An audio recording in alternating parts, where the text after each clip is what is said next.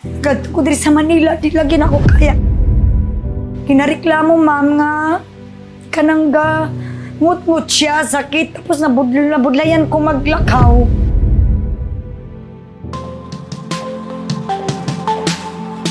Ako po si Rofelda B. Biluan. Taga Mindanao po ako, Bisaya.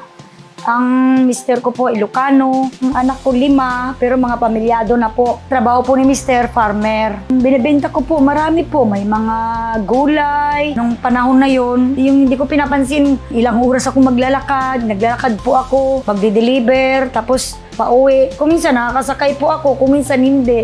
Hindi ko pinapansin kung pagod, ganun, hindi ko pinapansin. Basta ang makakuhan ko lang, ma'am, maka-income po kahit papano. Last year, ma'am, December, doon po nag-umpisa ang aking gout. Namamaga po ang gout ko dito po sa kanan. At saka ito po, oh.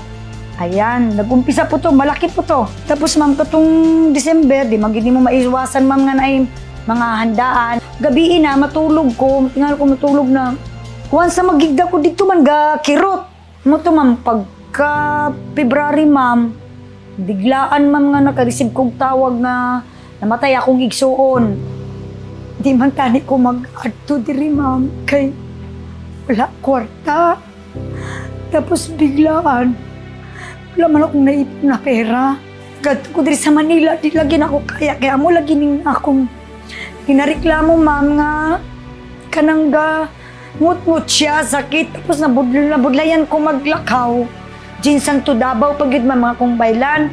Nagbailan ko, ma'am, akong gisakyan ban. Ang ban, ma'am, maglingkod ramang kagingana. 3 kadlaw.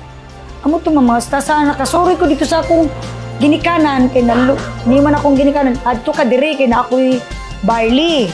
Ang gihimo na lang nako, ito yung gingon sa akong parents nga, duhaan na lang na siya, twice a day. Murag aga sa aga ug sa kanang bago sa gabi ba na.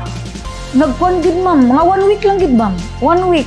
Oo, nawala na, ma'am, oh. Namula man ni sadto. Sakit kaayo, kung magigda ko, sakit kaayo, nawala na. Tapos, eto, dako ni siya. Dako ni, oh, na mabalaan man, oh. Pero nagkunti-unti siya, oh. Kaamat-amat siya gamay. Abi na ko sadto, way lami ba? Abi na ko, hindi masarap, walay lami. Pag inom na ko, lami man di ay, kay may lasa siya. Medyo matamis. Na witness, na testigo gid ko, ma'am, ba kay natabo man sa akong kugalingon, natabo sa akong sarili nga naagyo ko'y ginabatsyag na naayo. Amo na akong ipagmalaki dito, ma'am, kanang barley juice. Sa tanan nga akong mga kababayan dira sa Mindanao, lalo na po sa Palabilia, Lutayan, Sultan Kudarat, mabisa gyud ni, dili gyud nag-invento ko, tinuod gyud ni, kay natabo gyud sa akong sarili nga nag-inom gyud ko.